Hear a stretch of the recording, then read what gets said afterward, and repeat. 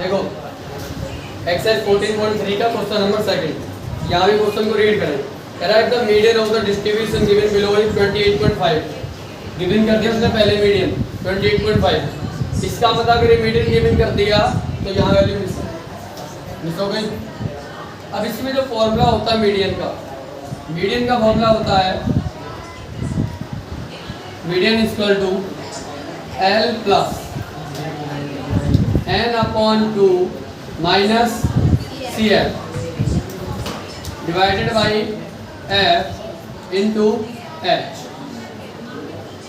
सबसे इम्पोर्टेंट चीज ये है कि आपको ये पता होना जरूरी है इस फॉर्मूले में जो ये सिंबल्स यूज हुए हैं ये वैल्यू निकलती कैसे। तो देखो ये डाटा आपको गिवन था, उसने आपको टोटल पहले बता दिया। देखो इस टोटल को जो इस सिग्मा F होता है, सिग्मा F इसी को n भी कहते हैं हम लोग, क्या बोलते हैं n। तो आपको ये वैल्यू पहले से ही पता है 60 है n की वैल्यू। अब एक बात याद रखना कि जो CF कैसे फाइंड करते हैं, फर्स्ट F और फर्स्ट CF कैसी होती है इक्वल। अब अगली CF कैसे आती है, देखो जैसे 5 आ गया तो 5 प्लस ये वाली वैल्यू 5 प्लस x क्या हो जाएगा, यानी कि 5 प्लस x ही बोलेंगे ना उसको, क्योंकि मल्टीप्लाई होता तब तो 5x बोलते, लेकिन क्या हो जाएगा 5 प्लस x। अब 5 प्लस x और 20 यहाँ पे ऐड करके कितना हो जाएगा 25 प्लस x। और 25 में अगर 15 ऐड करते हैं तो कितना हो जाएगा 40 प्लस x, 40 प्लस x और प्लस में y, तो टोटल कितना होगा 40 प्लस x प्लस y। ना 40 प्लस x प्लस y में 5 ऐड करेंगे कितना हो जाएगा 45 प्लस x प्लस y। अब एक बात याद रखना कि जो लास्ट की CF की वैल्यू होती है वो आपके n के इक्वल होनी चाहिए और होती भी है, यानी ये वैल्यू किसके इक्वल है 60। ये बात आपको याद रखना और इसी को हम क्या बोलेंगे n की वैल्यू। इट मींस आप क्या कहने वाले हो कि यहाँ पे लिख देंगे, यहाँ पे इधर कि sir 45 plus x plus y की वैल्यू 60 है। मैं यही तो कहना चाह रहा हूँ, CF कैसे बराबर होती है ऐसे ऐड करते जाओ, ठीक है। तो ये आप कह रहे हो कि सर लास्ट वाली जो CF आती है वो हमारे टोटल f के बराबर होती है, इसका मतलब 60 के इक्वल है। It means x plus y equal to क्या होगा 60 माइनस 45। तो x plus y equal to कितना हो गया 15।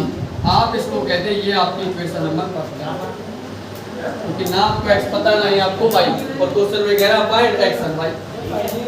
सो इसको यहाँ तक छोड़ दें। इसके बाद आपको क्या करना है, जहां पर वैल्यू कुछ पुट करनी है उस जगह पर, तो जो मीडियन की वैल्यू है वो कितनी थी 28.5। अब L क्या होती है ये बात इम्पोर्टेंट है जाने वाली है। आप ये देखिए इसमें सबसे बड़ी F की वैल्यू कौन सी है, ग्रेटर वैल्यू, तो यही F की वैल्यू होगी। इसके साथ में जो आ रही है ये इसकी लोएस्ट टर्म देखिए क्या है 20, तो ये किसकी वैल्यू हो गई L की वैल्यू कितनी हो गई 20, F की वैल्यू कितनी हो गई 20। अब बात करते हैं n, आपको पहले से पता है सर n की वैल्यू तो 60 है, तो एक काम करते हैं हम इन्हें ना लिख ही लेते हैं सब साइड में, जिससे बाद में दिक्कत ना हो। क्या क्या पता लग गया हमें, L कितना है 20 को ये लोएस्ट टर्म, F पता लग गया कितना है 20, N हमें पहले से ही पता है कि सर 60 है। CF कितनी होगी, देखो CF आपकी जो फ्रीक्वेंसी होती है उससे पिछली वाली को आपको देखना है, कितनी है CF की वैल्यू, CF की वैल्यू है 5 प्लस x, ठीक है। मीडियन आपको दे ही रखा था, सारी वैल्यूज हो गई। और h कितना है, देखो h भी तो है फॉर्मूले में, h कैसे निकलेगा गैपिंग देखो कितनी इनके बीच 10 और 20 20 30 कितनी गैपिंग है 10 की गैपिंग है। इसी गैपिंग को हम क्या बोलते हैं difference of upper and lower term is h। h कितना चल रहा है 10 चल रहा है। सारी वैल्यूज पुट कर दो। l की वैल्यू कितनी है 20 थोड़ा नीचे कर देते हैं इसको 20 प्लस n/2 जब n की वैल्यू 60 है तो n/2 का मतलब 30 याद आ n की वैल्यू अगर 60 है तो n/2 का मतलब आधा तो 30 माइनस देखो यहाँ थोड़ा सा याद आपको रखना है कि जो आप CF की वैल्यू पुट करने वाले हो सिंगल टर्म में नहीं है वो डबल टर्म में है। और वैसे भी जब कोई वैल्यू पुट करते हैं तो हमें कोशिश करनी है कि उसको ब्रैकेट में रखें। तो क्या वैल्यू थी 5 + x और ध्यान रखना अगर बाहर माइनस हो तो ये श्योर है कि आपको वैल्यू ब्रैकेट में ही रखनी होगी।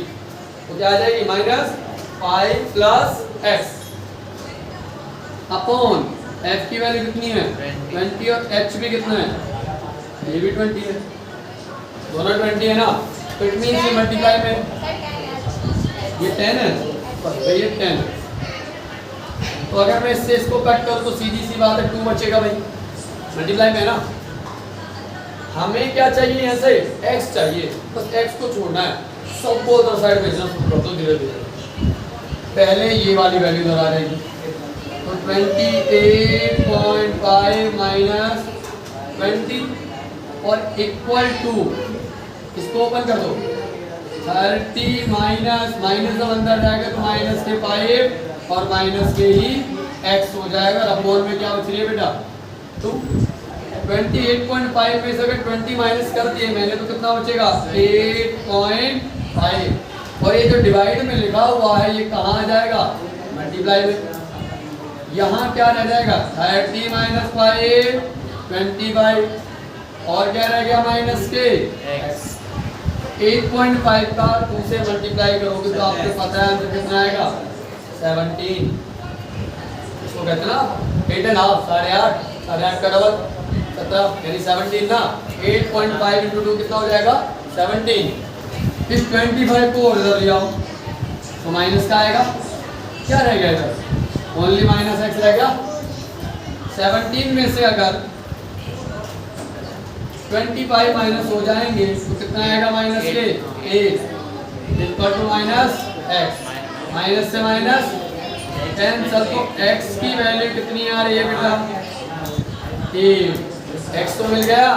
अब बताओ कहाँ रखने से y मिल जाएगा ये रहा इसलिए इक्वेशन बनाएगी पता था ना x + 5 15 है। जब x 8 है तो यहाँ वैल्यू पुट कर देंगे और लिख दो कि कहाँ पुट हो रही है पुट इनटू इक्वेशन तो इस फर्स्ट इक्वेशन में वैल्यू को पुट कर देंगे तुम लोग। तो x की वैल्यू कितनी है 8 देखो y की वैल्यू नहीं पता ये तो निकालनी है इक्वल टू कितना था 15 तो y इक्वल टू 5 15 माइनस 8 तो y की वैल्यू कितनी आ गई 7 तो x की वैल्यू 8 और y की आ जाएगी 7। That's all. इसी तरीके से एग्जांपल और है आप उसे बिना देखे यही तरीका याद रखना। यहाँ जब CF की वैल्यू रखो तो ब्रैकेट में रखना जिससे माइनस अंदर जाए तो दोनों चेंज हो जाए। बच्चे अक्सर का यहाँ गलती कर जाते हैं प्लस का छोड़ देते हो और एंड में आंसर करते हैं तो यहाँ ब्रैकेट में रख के ही रखना चाहिए। बाकी समझ में आ गया L कैसे है F कैसे सारा कुछ लिखा हुआ है यहाँ पे इसको